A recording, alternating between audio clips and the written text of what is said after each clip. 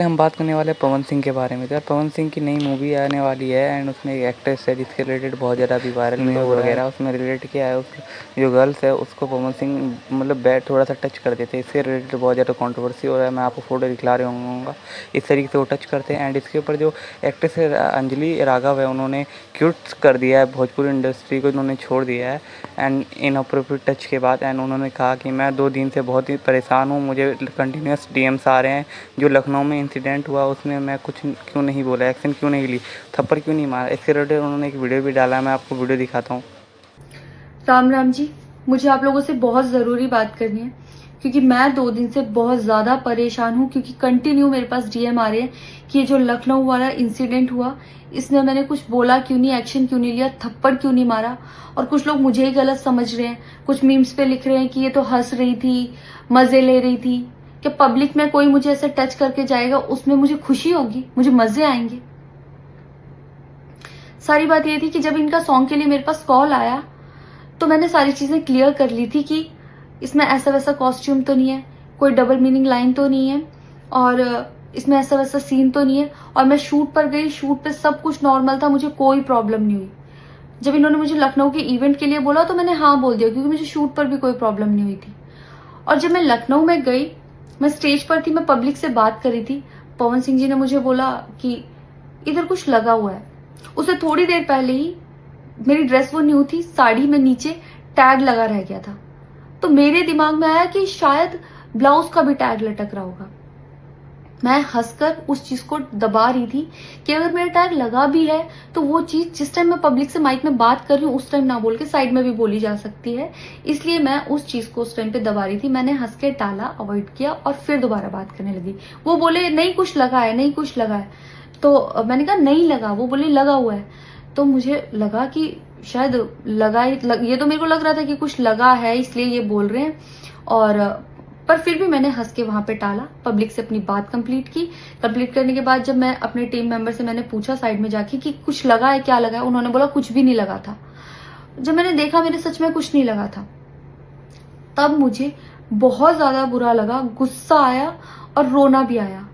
लेकिन मुझे ये नहीं समझ आया कि मैं अब क्या करूं यहाँ पर, क्योंकि जहां मैं गई थी लखनऊ में, पवन सिंह जी खुद भी वहीं के रहने वाले हैं, उसी जगह पर इवेंट था। जितना वो क्राउड था वो सारा उनका फैन बेस था। उनको भगवान बोल रहे थे और भक्त बोल बोल के उनके पैरों में गिर रहे थे। वो उनका फैन बेस था, क्राउड था। तो मुझे समझ नहीं आया कि मैं क्या करूं। अगर मैं कुछ भी बोलती तो क्या वो लोग मुझे सपोर्ट करते। मेरे साथ कुल 3-4 बंदे यहाँ से गए थे, तो वहां जितना क्राउड था क्या वो लोग मेरा साथ देता। मैंने सोचा मैं बैक स्टेज जाके बात करूंगी। इतनी देर में थोड़ी देर सेम इंसिडेंट के ऊपर आपका क्या कहना है मेरे को कमेंट में बता सकते हो। आगे बढ़ते और हम बात करने वाले फुकरा इंसान के बारे में। तो फुकरा इंसान ने ब्रूटली रोस्ट कर दिया तानिया मित्तल। तानिया मित्तल आप जानते होंगे अभी वो बिग बॉस में गई हुई है एंड वो बहुत ज़्यादा शो ऑफ करी कि मेरे पास इतने बॉडी गार्ड सही है वगैरह। इससे रिलेटेड फुकरा इंसान ने क्या कहा आप ये देखिए। मजा आ गया। बिग बॉस में बोलती वो है, शर्म मुझे आती है। वाह, कोई कैसे फेंक सकता है इतना। एक्चुअल में भाई ये बंदी तो नेक्स्ट लेवल पे आ गई है। ग्वालियर की तरफ से मैं माफी मांगती हूँ। ले भाई, पूरे ग्वालियर की तरफ से माफी मांग ली कि ये गलत लड़की भेज दी हमने आगे। क्या बात है भाई, क्या बात है। She deserves it. क्या बकवास कर रही है अंदर जाके भाई। आई स्वेयर, मतलब ऐसी ऐसी बातें अब मैंने सुन लिया। तो घर में माँ बाप, ताया चाचू सब मेरे को क्या बोलते हैं, बॉस। बॉस है हुकुम का इक्का बॉस। भाई साहब ऐसी बातें करी। उसने बोला कि मेरा आई डोंट नो, मतलब ये ताने मित्तल नहीं है। जिसको नहीं पता कहीं सोच रहे हो यही ताने मित्तल है। नहीं नहीं नहीं, ये ताने मित्तल नहीं है भाई। अपनी बहन को बॉस कहता है। मैं ऐसे बोलूं प्रेरणा बॉस, प्रेरणा बॉस रैप्टा पढ़ना चाहिए मेरे को अपनी बहन को बॉस बोलने के लिए भाई। आगे बढ़ते हम बात करने वाले हैं सौरभ जोशी के बारे में। तो सौरभ जोशी ने मतलब थोड़ा सा क्या पोक किया है एलिश यादव को, क्योंकि उन्होंने ना जो गेम्स होता है, बैटिंग ऐप्स होते हैं जो उनको प्रमोट करते हैं, जो उनको थोड़ा सा एक्सपोज करा है सौरभ जोशी ने। एंड इसके लिए लोग सोच रहे हैं कि ये एलविस यादव को टारगेट कर रहे हैं। मैं पहले वीडियो लगाता हूँ। के बारे में बात करने वाले हैं जो कि है बैटिंग, जिसके बारे में भाई कोई बात ही नहीं करता यार सोशल मीडिया पे, जो कि भाई बहुत ज़्यादा फैल रही है और बहुत गलत तरीके से फैल रही है। और जितने भी यूथ, बच्चे, गरीब लोग या फिर जो स्टूडेंट है ना, उनकी लाइफ ख़राब हो रही है भाई। वो उसमें पैसे डाल रहे हैं और उनके पैसे सारे सारे चले जा रहे हैं और फिर वो अपनी लाइफ ख़त्म कर ले रहे हैं। हमारे पास में ही अभी एक केस हुआ है कि भाई एक स्टूडेंट था, उसने पैसे डाले होंगे, उसके पैसे गए 3-4 लाख और उसने अपनी लाइफ ख़त्म कर ली। तो भाई ये बहुत सीरियस चीज़ है जो कि भाई आजकल फैल रही है और इसके बारे में मुझे स्पेशली बात करनी थी। तो गाइज़, इंडिया में आधे से ज़्यादा इन्फ्लुएंसर्स, आधे से ज़्यादा सेलिब्रिटीज़, इवन क्रिकेटर्स भी भाई ये सब चीज़ें प्रमोट कर रहे हैं। और उसमें फंसते कौन है? नॉर्मल गरीब लोग, स्टूडेंट लोग, जिनको मतलब शॉर्टकट चाहिए होता है पैसे कमाने का। उनको लगता है कि यार ये सच बोल रहे हैं, उसमें पैसे डालेंगे तो हमारे पैसे डबल हो जाएंगे, हम इतने पैसे कमा। इसमें सबसे ज़्यादा फंसते कौन है? सबसे ज़्यादा फंसते हैं यूथ, हमारे जो यंग जनरेशन है, यही लोग फंसते गाइस इसमें। क्योंकि भाई दिखाया क्या जाता है? ये दिखाया जाता है कि हमने ये गाड़ी ले ली, हमने ये घर ले लिया। क्या नाम मेरे को बता सकते हो? आगे बढ़ते हम बात करने वाले ध्रुव राठी के बारे में। तो ध्रुव राठी का जो आप जानते होंगे, उन्होंने एक नया स्टार्टअप लॉन्च किया है AI फिस्टा करके, जिसमें बहुत सारे AI है जो उनका न्यूज़ है, उनको मतलब जो उनका जो सोर्सेस है AI, जैसे ग्रोक हो गया, ChatGPT, उनको अलग अलग तरीके से दिखाता है। एक ही पेज पे ये लॉन्च किया ध्रुव राठी ने। एंड इसमें बहुत सारे बग्स आ रहे हैं, उनके जो फैंस है वो एक्सप्लेन कर रहे हैं कि इनमें बहुत सारे बग्स आ रहे हैं। एंड जो लोग उनको DM कर रहे हैं, वीडियो बना के उनको भेज रहे हैं, इसमें वो लोग को ब्लॉक कर दे रहे हैं। इसके रिलेटेड एक वीडियो वायरल हो रहा है, मैं वीडियो लगाता हूँ, आप ये देखिए। Democracy democracy democracy democracy democracy मैं अपना पहला स्टार्टअप लॉन्च करना चाहूंगा। अगर आप कोई भी बग या ग्लिच इनकाउंटर करते हो तो इसका फीडबैक हमें दे देना। ध्रुव राठी की जो नई स्टार्टअप निकली है, इट्स अ कंप्लीट होक्स। मैंने उसका जो कम्युनिटी पेज है वहां पे जाके कुछ पोस्ट करने की कोशिश की। इतने लोगों को प्रॉब्लम आ रहा था, कोई बोल रहा है कि उसका कोई इशू आ रहा है, ठीक है, सब रिफंड मांग रहे हैं। और जब सब रिफंड मांग रहे थे और जब सब नेगेटिव पोस्ट जा रहा था, तो उन्होंने कम्युनिटी पेज पे पोस्ट करने का जो एक्शन है वही बंद कर दिया। तुम पोस्ट नहीं कर सकते थे by midnight, you could not post there. और अब तो उसका मतलब UI ही चेंज कर दिया। ये देखो यहाँ पे मतलब कोई पोस्ट करने का ऑप्शन ही नहीं है। इससे प्रॉम्प्ट AI प्रॉम्प्ट ये कोर्स बेच रहे हैं, फिर ये फीड है, ये मैसेजेस है, ठीक है। The horrible thing is that मैंने इस बारे में कल उसके ध्रुव राठी के वीडियो में कमेंट किया था, okay. And what they did is they deleted my comment 2 times, ठीक है। मैंने फर्स्ट टाइम कमेंट किया, वो देखा इंस्टेंट डिलीट हो गया। फिर मैं सेकंड टाइम कमेंट किया, इंस्टेंट डिलीट हो गया।